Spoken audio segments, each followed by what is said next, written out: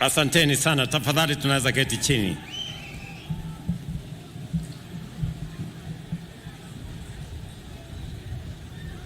The great people of Uasin Gishu County, the residents of Eldoret City, ndugu viongozi wote wenzangu, wananchi hamjambo. Hamjambo tena.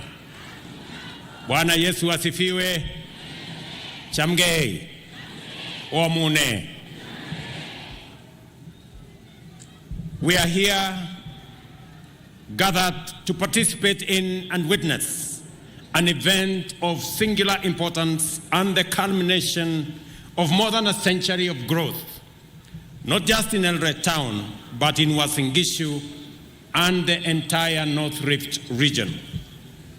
Eldoret is one of Kenya's oldest towns and the site of events and institutions of tremendous historical significance, not only for this county, but also for our nation.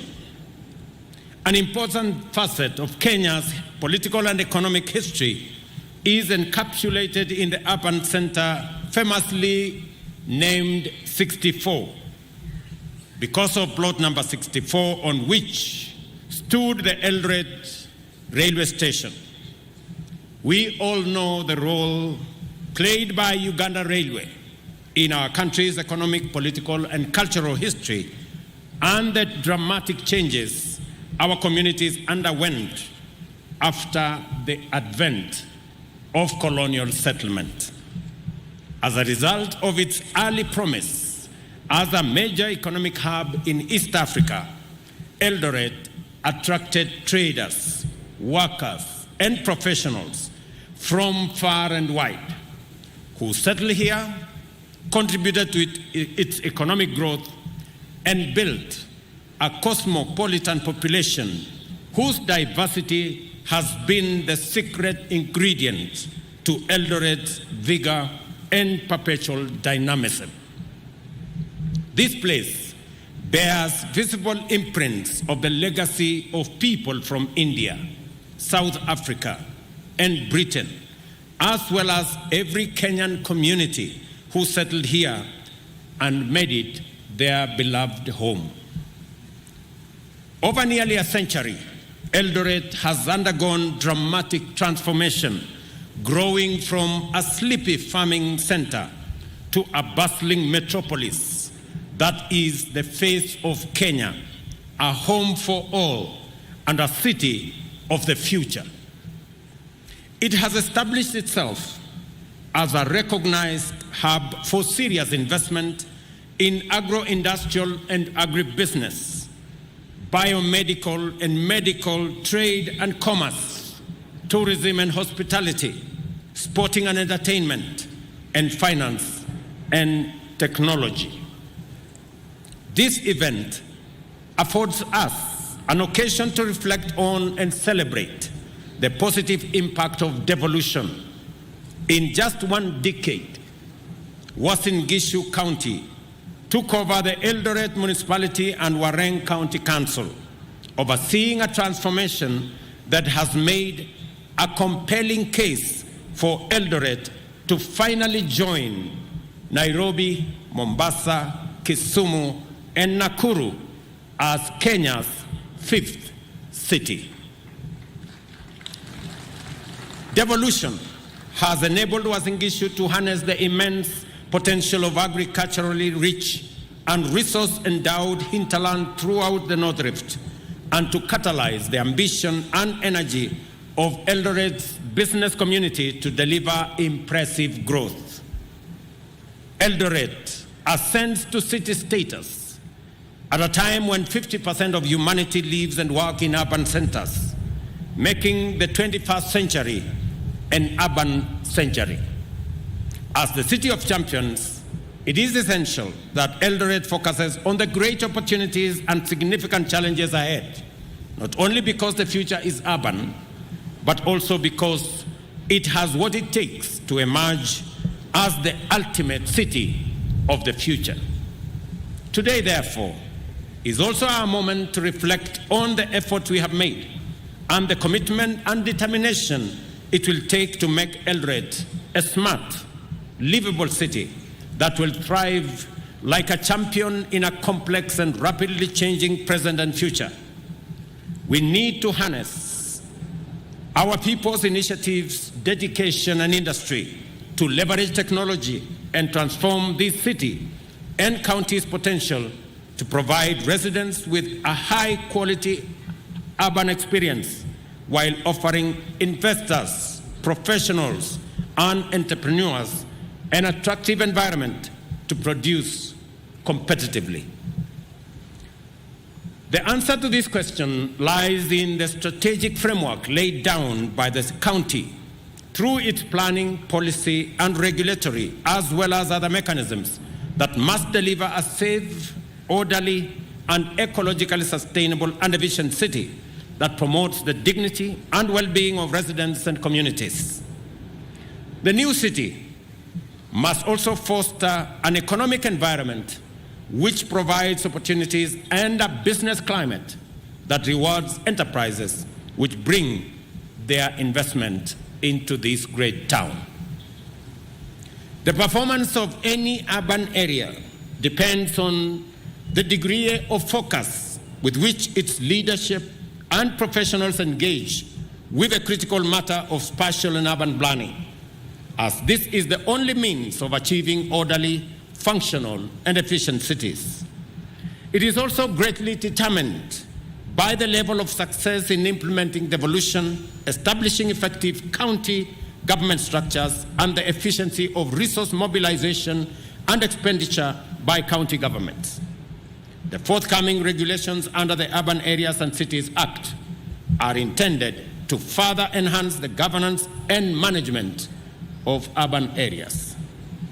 At the same time, ongoing partnerships and collaborations have enabled us make progress in identifying and addressing critical priorities related to urban governance, infrastructure development, and the development of mechanisms to promote development and sustainability.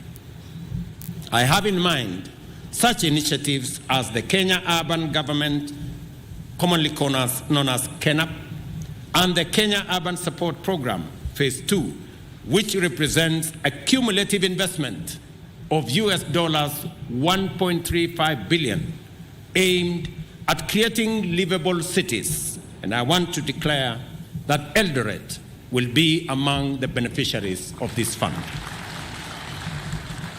Eldoret will benefit significantly from these initiatives, which focus on infrastructural investment, such as waste management, connectivity, and social infrastructure. Similarly, Eldoret is also benefiting from the various national government projects, including the ongoing construction of Eldoret Central Market, the whole infrastructure around housing, and I am happy to say that close to 10,000 housing units are currently underway, under construction in Eldoret City, from Kidiwa to Pioneer to Kimumu and many other areas. And I want to encourage residents of Uasin Gishu County that it is time for us to stop the land fragmentation that is going on so that we can save land, agricultural land, for agricultural productivity, so that we can ensure that we have food security in our country. I want to encourage farmers. I want to encourage the residents of Uasin Gishu. As has been said, this town was built by farmers. It was built by business people. It was built by professionals, but that charge was led by farmers. For us to sustain the city of Eldoret, farming must continue to be at the heart of the growth of this Uasin Gishu County.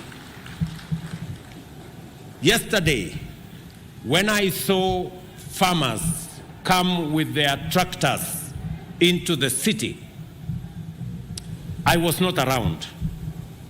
I would have also come with my tractor to the city of this city, because as a farmer, We have built this city with our hard work as farmers.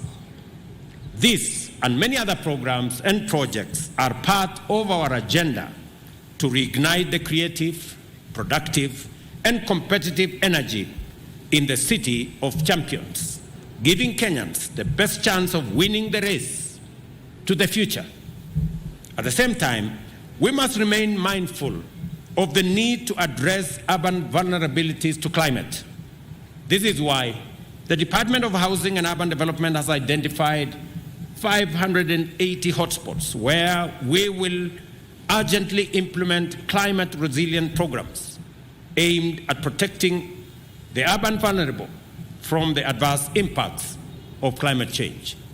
We intend to roll out this program in the next 1 month. I have been following with great interest the work that has prepared Eldoret for city status, and I am satisfied that the leadership, professional commitment, and collaborative spirit invested in the proceedings are a sign of good things to come for the city of champions. The presence of our Olympic champions in this meeting, having arrived just yesterday, is a signal that, in fact, this indeed will be the city of champions. It is important that we provide a conducive environment for everyone, from the county assembly and executive to professionals in national and county governments, business community, investors, and the residents of Eldoret and Uasin Gishu, to give their best and give Kenya a city worthy of a gold medal.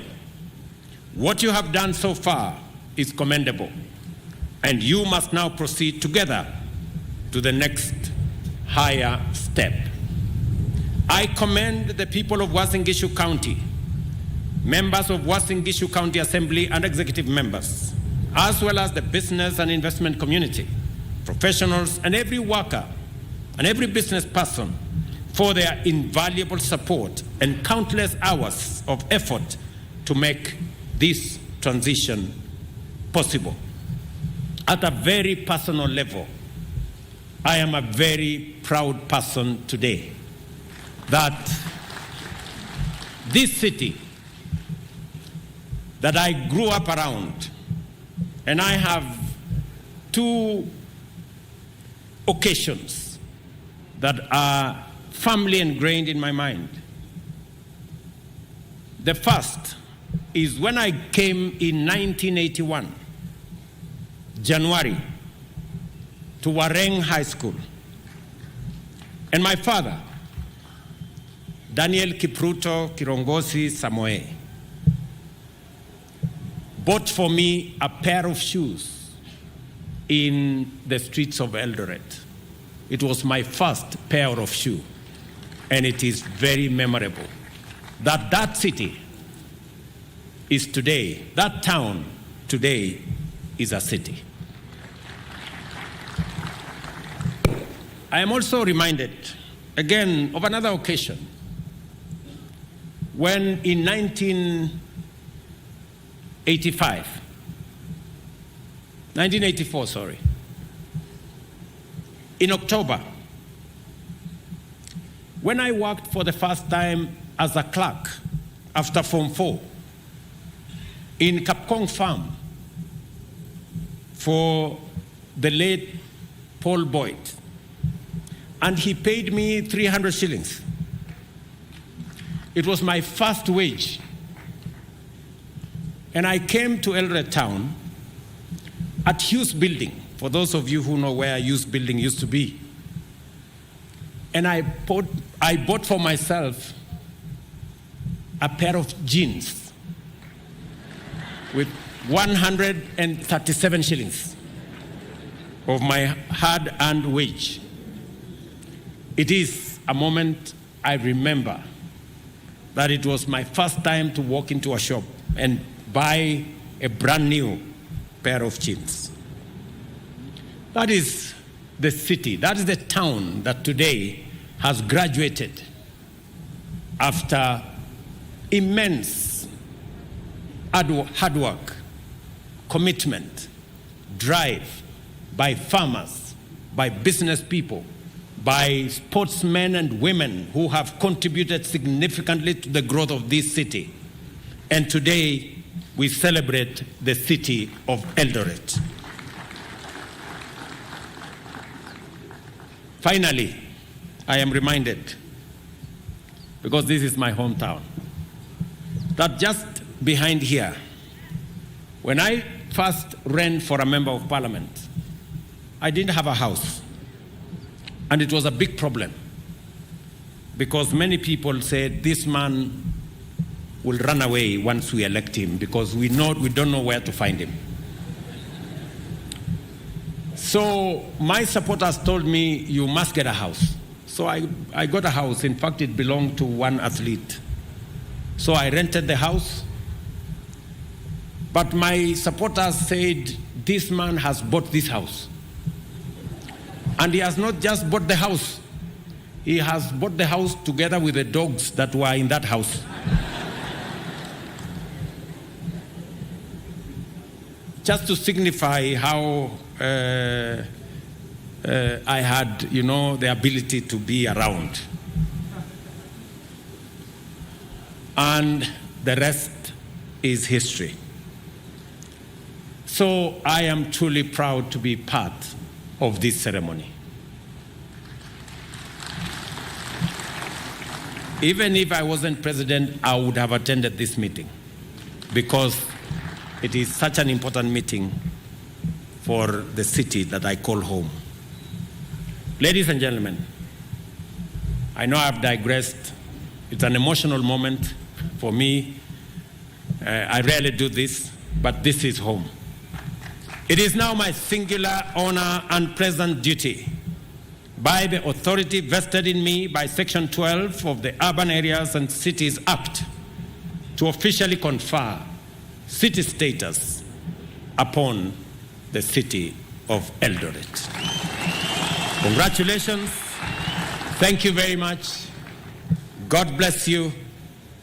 God bless our great country, Kenya. Asanteni sana. Pongezi. Thank you, Excellency. Let's give him another round of applause.